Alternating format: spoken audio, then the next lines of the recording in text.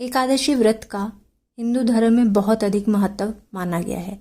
इस दिन भगवान विष्णु की पूजा और व्रत का विधान है। हर माह के दोनों पक्षों को एकादशी व्रत होता है। वही माघ माह के कृष्ण पक्ष में पड़ने वाली एकादशी को षटतिला एकादशी के नाम से जाना जाता है। हरे कृष्णा, राधे राधे। आप सभी का बहुत बहुत धन्यवाद मेरे चैनल पर आने के लिए। आज की वीडियो में मैं षटतिला एकादशी पर करने वाले खास उपाय और कथा लेकर आई हूँ। अगर आप मेरे चैनल पर नए हैं तो मेरे चैनल को सब्सक्राइब कर लीजिए और साथ ही बेल आइकन को भी प्रेस कर दीजिए ताकि हर वीडियो की नोटिफिकेशन आपको मिलती रहे। और अगर वीडियो अच्छी लगे तो कृपया वीडियो को लाइक कीजिएगा, शेयर कीजिएगा और कमेंट ज़रूर कीजिएगा। सनातन धर्म की 24 एकादशियाँ बहुत ही खास मानी जाती हैं और सभी एकादशियाँ श्री हरि को समर्पित हैं। वही माघ मास के कृष्ण पक्ष की षटतिला एकादशी भी बहुत ही खास है। यदि व्यक्ति षटतिला एकादशी के दिन लक्ष्मीपति भगवान विष्णु की उपासना करके उपवास करता है और अपने सामर्थ्य अनुसार दान करता है तो उस पर श्री विष्णु जी की विशेष कृपा होती है। इस बार षटतिला एकादशी का व्रत 25 जनवरी यानी आज रखा जाएगा। षटतिला एकादशी पर तिल का विशेष महत्व है। इस दिन 6 तरीके से तिल का इस्तेमाल करना चाहिए, जैसे कि षट तिला, नाम से ही पता चलता है, षट मतलब 6 और तिला तिल से।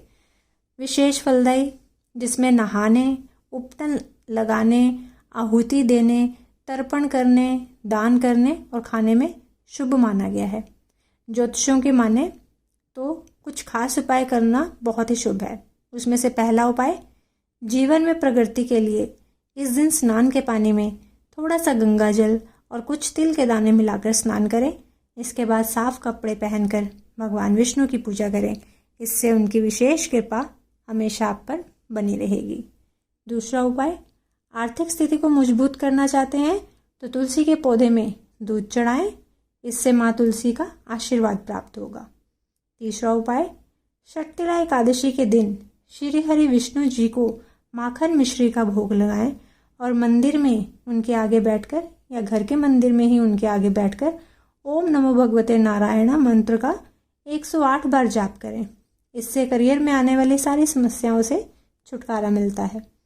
चौथा उपाय, इस दिन ब्राह्मणों को भोजन कराना बेहद फलदायी माना जाता है। इससे आपके व्यापार को वृद्धि मिलती है, व्यापार आपका फलता फूलता है। भोजन के बाद ब्राह्मणों को दान दक्षिणा जरूर दें। कथा, माघ मास के कृष्ण पक्ष की एकादशी को षटतिला एकादशी कहते हैं। इस दिन भगवान विष्णु की पूजा की जाती है। इस दिन काले तिल और श्यामा गाय के दान का विशेष महत्व है। शरीर पर तिल के तेल की मालिश, तिल जल से स्नान, तिल जलपान और तिलों के पकवान की इस दिन विशेष महत्ता है। विधि पूर्वक यह व्रत करने वालों को रोगों से मुक्ति मिलती है और सुखों में वृद्धि होती है।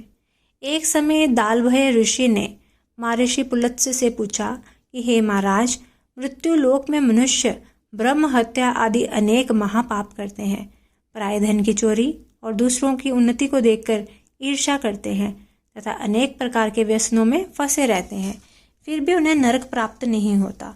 इसका क्या कारण है? ना जाने वो कौन सा दान अथवा पुण्य करते हैं जिससे उनके पाप नष्ट हो जाते हैं। यह सब कृपा पूर्वक कहिए।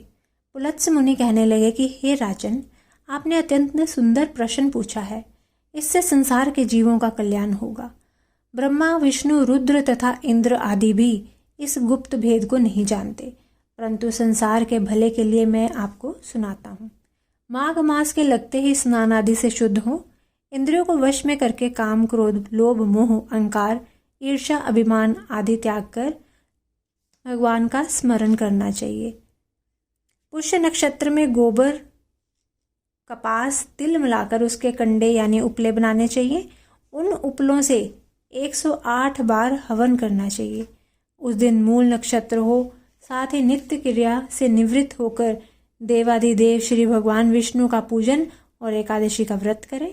रात्रि को जागरण करना श्रेष्ठ है। उसके दूसरे दिन धूप, दीप, नैवेद्य आदि से भगवान का पूजन करके खिचड़ी का भोग लगावें।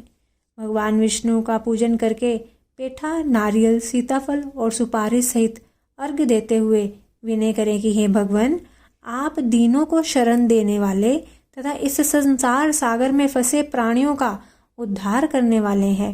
हे पुंडरीकाक्ष, आप लक्ष्मी सहित इस तुच्छ अर्घ को स्वीकार करें। इसके पश्चात जल से भरा हुआ कुंभ यानी घड़ा ब्राह्मण को दान करें। उस समय ब्राह्मण को श्यामा गो और तिल पात्र देना अति उत्तम है। तिल स्नान और भोजन दोनों ही श्रेष्ठ हैं। इस प्रकार जो मनुष्य जितने तिलों का दान करता है उतने ही 1000 वर्ष स्वर्ग में वास करता है।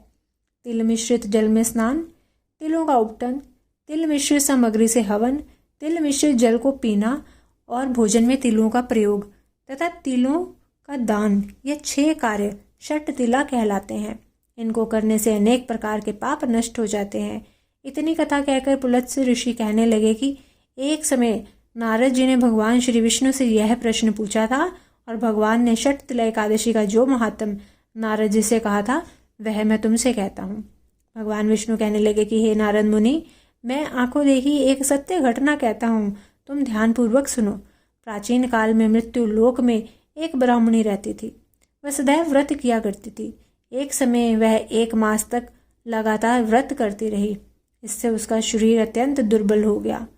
यद्यपि वह अत्यंत बुद्धिमान थी, फिर भी उसने कभी देवताओं के निमित्त धन तथा अन्न का दान नहीं किया। इससे मैंने सोचा कि ब्राह्मणी ने व्रत आदि से अपना शरीर शुद्ध कर लिया है और इसको विष्णु लोक तो मिल ही जाएगा, परंतु इसने कभी भी अन्न का दान नहीं किया। इससे इसकी तृप्ति होना कठिन है। ऐसा सोचकर मैं एक भिखारी बनकर मृत्यु लोक में उस ब्राह्मणी के पास गया और उससे भिक्षा मांगी। वह बोली कि हे महाराज, आप यहाँ किस लिए आए हैं? मैंने कहा कि हे ब्राह्मणी, मुझे भिक्षा चाहिए। इस पर उसने मुझे एक मिट्टी का ढेला मेरे भिक्षा पात्र में डाल दिया। मैं उसे लेकर स्वर्ग लौट आया। कुछ समय बीतने पर वह ब्राह्मणी शरीर त्याग कर स्वर्ग में आई। मिट्टी का दान करने से उस ब्राह्मणी को स्वर्ग में सुंदर महल मिला, परंतु उसने अपने घर को अन्न आदि सामग्रियों से शून्य पाया। तब वह मेरे पास आकर बोली कि हे भगवान, मैंने तो अनेकों व्रत आदि द्वारा आपकी पूजा की, परंतु फिर भी मेरा घर अनादि से शून्य क्यों है? मैंने कहा, पहले तुम अपने घर जाओ, देवताओं की स्त्रियां तुम्हें देखने के लिए आएंगी। उनसे षट तिला एकादशी का पुण्य और विधि सुन लेना, तब ही द्वार खोलना। भगवान के ऐसे वचन सुनकर वह अपने घर आ गई और जब देव स्त्रियां आईं और उन्होंने द्वार खोलने के लिए कहा तो ब्राह्मणी बोली कि आप मुझे देखने के लिए आई हैं, तो सबसे पहले षट तिला एकादशी का महात्म कहिए। तब उनमें से एक देव स्त्री ने षट तिला एकादशी का महात्म कह सुनाया। ब्राह्मणी ने महात्म सुनकर घर का द्वार खोल दिया। देवांगनाओं ने देखा कि वह ना तो गंधर्वी है, ना ही आसुरी है, वरना संसारिक वृद्धा है। उस ब्राह्मणी ने देवियों के कथनानुसार षट तिला एकादशी का व्रत किया।